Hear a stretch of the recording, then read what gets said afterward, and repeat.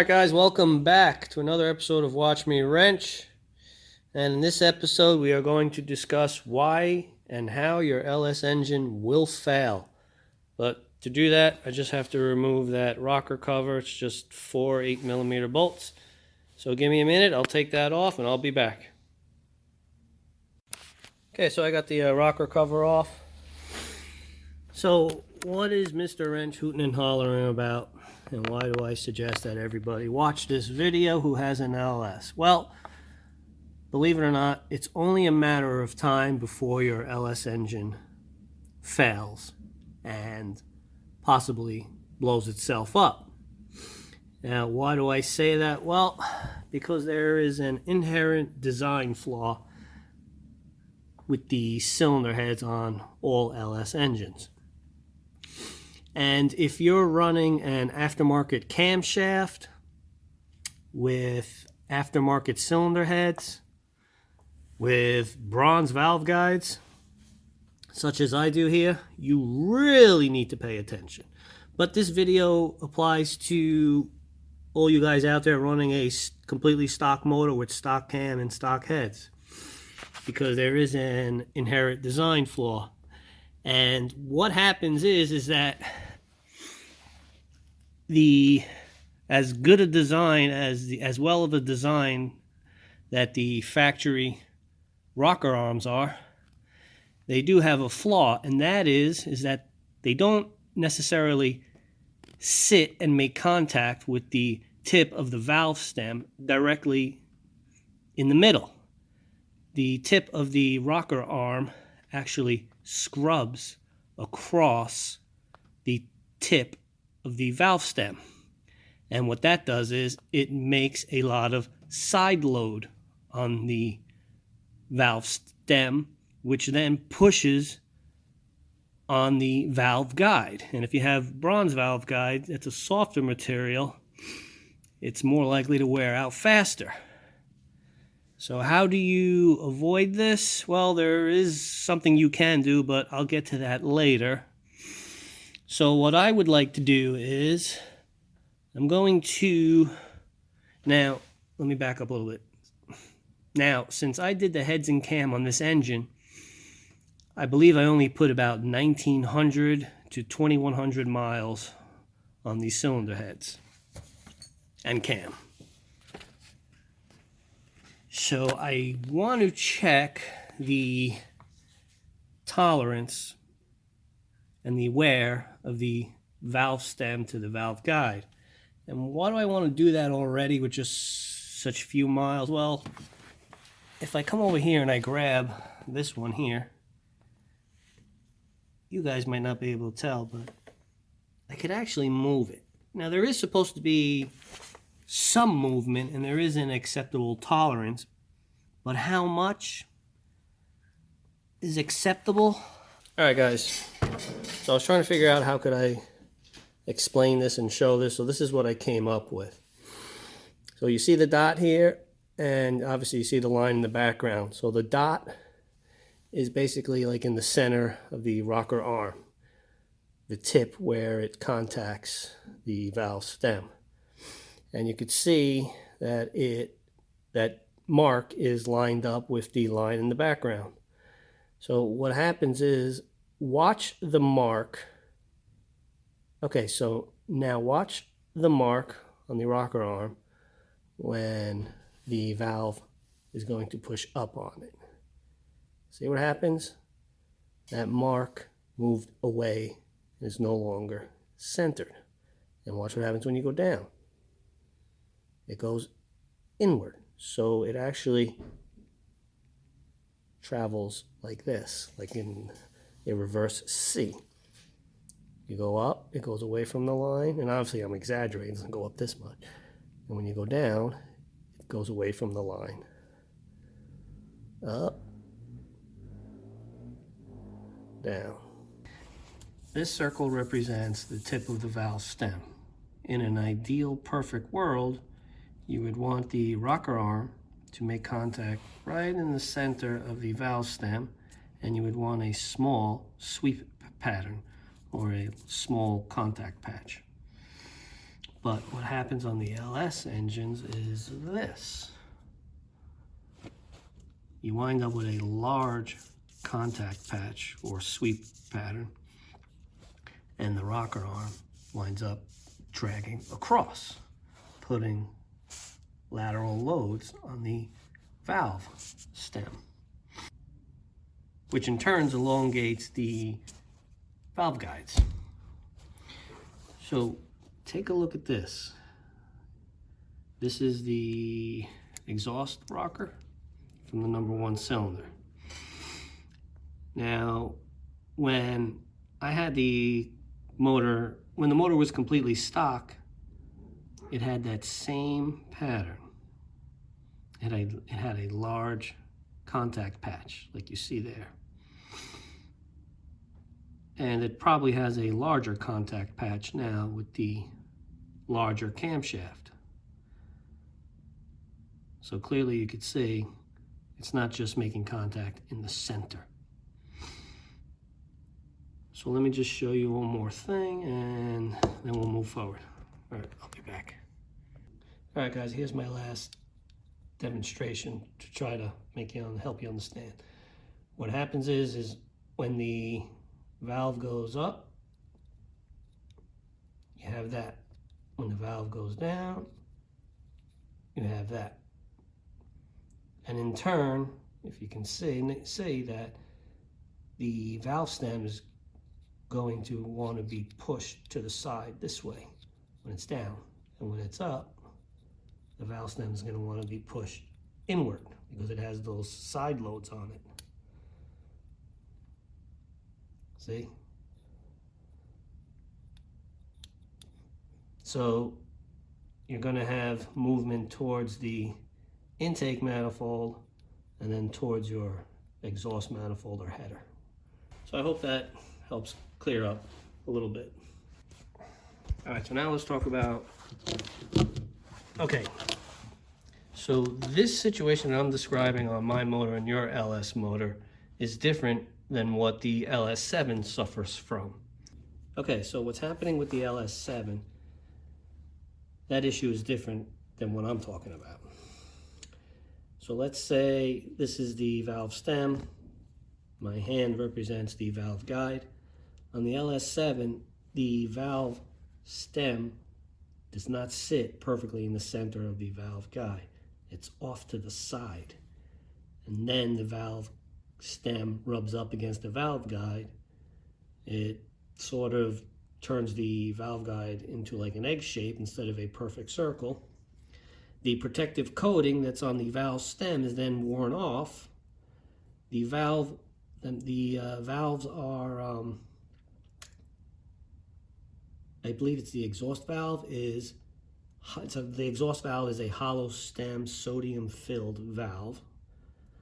It was a good idea. They were trying to make them lightweight and durable, but it didn't work. So the valve stem rubs up against the side of the valve guides.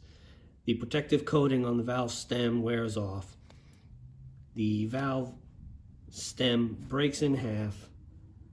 The lower half of the valve drops into the chamber, and then boom, you're there. The LS7's done. So that's not what's happening on the other LS engines, like the LS1, the LS2, the LS3, the 4.8s, and the 5.3s. So there is a way how to check for valve guide wear, and there is a tolerance level that's acceptable. But you need some specialty tools to check that out, and I didn't have those. But through the wonderful world of YouTube, I've actually made friends with Robert Fletcher. He's got his own YouTube channel. I need you all to go and check it out. South Florida Gearheads is the name of his channel. So over the years, Rob and I have become friends. And it turns out he's from the very same town where I reside here in Long Island, New York, and he's down in South Florida. And I've actually had the privilege to hang out with Rob when he came to visit his family. So Rob was kind enough to send me some tools And you're going to need this. This is an LSM valve spring compressor. I believe Rob told me it was like $220, $225, so not cheap. And then you're going to need a test indicator. This is about $150. This is not a dial indicator, this is a test indicator. And it's a very sensitive piece of equipment. You're gonna need that. You're gonna need a line to hook into the spark plugs. And then you hook the other end of the line up to your air hose to hold the valve up and prevent them from dropping when you're compressing the springs. And then you need the stand to hold the test indicator. Now I'm going to test mine out, but I'm going to check the clearance on my cylinder heads. But I'm not going to show that process. If you want to see that, go check out South Florida Gearhead's channel. He did a really good video. Rob's a true engineer. He knows what he's talking about. He makes me sound like a third grader. So check out his videos. So I've spoken with him many times and I pretty much understand now how to do the test.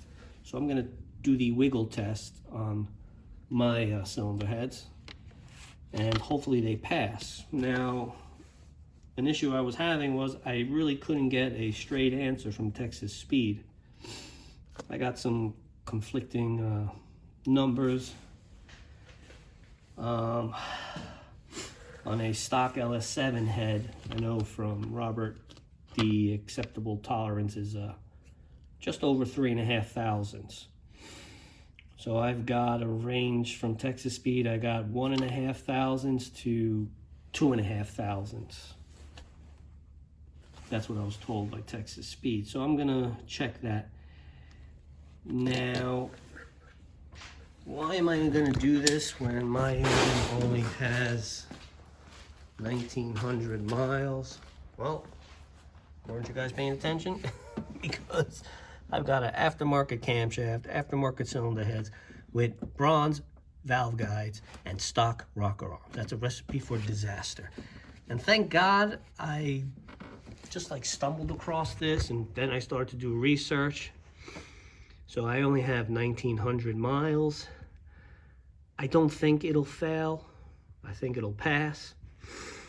So I'm gonna do the test. After I do the test, then we'll come back and I'll discuss how you can avoid this and prevent this and extend the life of your valve guides. Now, stock cylinder heads, I believe, stock LS cylinder heads, I believe they use a powdered metal valve guide, which is more durable. But these aftermarket heads have bronze valve guides.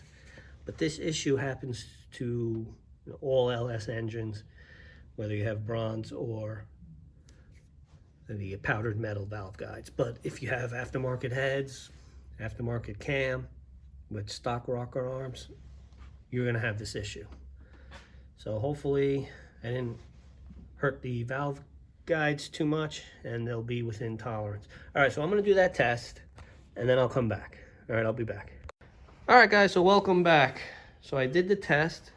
I tested both the intake and exhaust valves on the #1 cylinder, and she passed with flying colors. I had just over 1,500 of movement on each one, so she's good. So I'm not going to even bother check the other ones. It only has 1,900 miles, but luckily I was able to catch this, and I'm going to be able to address this and prevent excessive valve guide wear. And how do you do that? Well, let me go to the trunk of my car, let me pull out a box, and I'll show you what you have to do to prevent this. Give me a second. Okay, so what's in this box? Let's see. Ooh, look at that. We have Texas Speed roller rockers. So this is how you resolve that issue. and pick up some horsepower in the process. So these are Texas Speed LS roller rockers. They may look like the factory ones, but they're not. They are beefier. And as you can see, they have a roller tip. So instead of dragging across the tip of the valve stem, this should roll across in theory. Less friction, less wear, less lateral loads. The only downfall is these are expensive. These were like, I think it was like 800 bucks.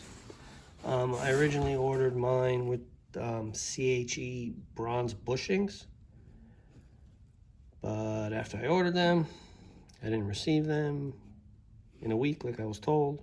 I called up, and then it turns out that CHE had moved or something, and there was going to be like possibly 2-3 months delay. And these were the last ones they have. These do have the upgraded bushings. I'm sorry, these do have the upgraded bearings. These are similar to the Comp Cams trunnion upgrade, but these are Texas Speed trunnion upgrade and bearings.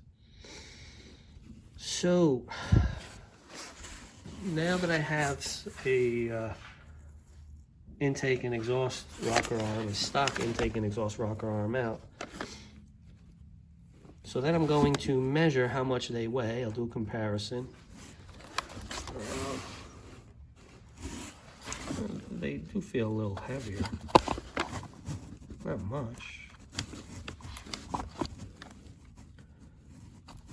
And they're probably going to be heavier because they're beefier. There's a comparison of the intakes, rocker arms. Yeah, definitely beefier. I believe they had a larger trunnion too. Don't quote me on that. Let's see. And also, since these are beefier, you're going to actually get less deflection in the rocker arm. There is always a certain amount of deflection, but hopefully these will eliminate any deflection or reduce deflection and reduce wear and friction and increase horsepower. Another downfall is you're going to have to get new, you're going to have to measure for new push rods. So I'm going to go, I don't have a scale that measures in grams. I have a post office scale. I mean, it could tell you the weight of a single sheet of paper, so, but it measures in ounces, not grams. So if it could tell you the weight of a single sheet of paper, I'm sure it'll give us some data to compare. And then I'll measure the weight on the tip of the new ones versus the factory ones. So I'm gonna go do that now, and then I'll come back with some numbers for you guys. All right, I'll be back. All right, guys, so I'm back. I weighed the factory and the Texas Speed rocker arms. So the factory intake weighs 5.8 ounces, and the factory exhaust weighs 5.7 ounces, which is the equivalent of 164 grams. I looked it up. The Texas Speed rocker arms each weigh 6 ounces or 170 grams. So those are the numbers. The Texas Speed ones are heavier, they are beefier. So let's move down to the tip weight. The weight on the tip of the factory intake rocker arm is 0.3 ounces. The weight on the tip of the factory exhaust rocker arm is 0.3 ounces or 8.5 grams. Now, the weight on the tip of the Texas Speed intake rocker arm was 0.7 ounces or 19.8 grams. And the weight on the tip of the Texas Speed exhaust rocker arm is 0.7 ounces or 19.8 grams. So there you have the numbers. So significantly more weight on the tip of the rocker arm, more than double. So 8.5 grams to 19.8 grams, or 0.3 ounces to 0.7 ounces. Let's just take a comparison, a look at them side by side. So these are the exhaust rocker arms, factory Texas Speed. You can see it is significantly beefier. It's thicker over here in the arms. It's got more webbing. You got the roller at the tip, obviously. This part is beefier significantly, and the trunnion does look thicker.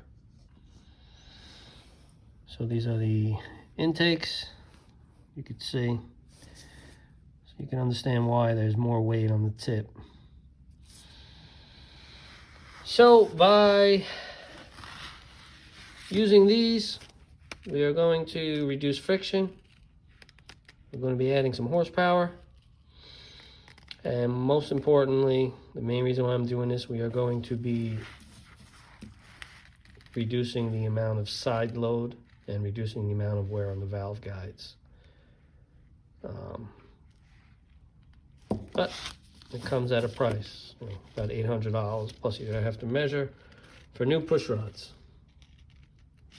They say you're gonna wind up with shorter push rods. All right, so that's it for this lengthy video.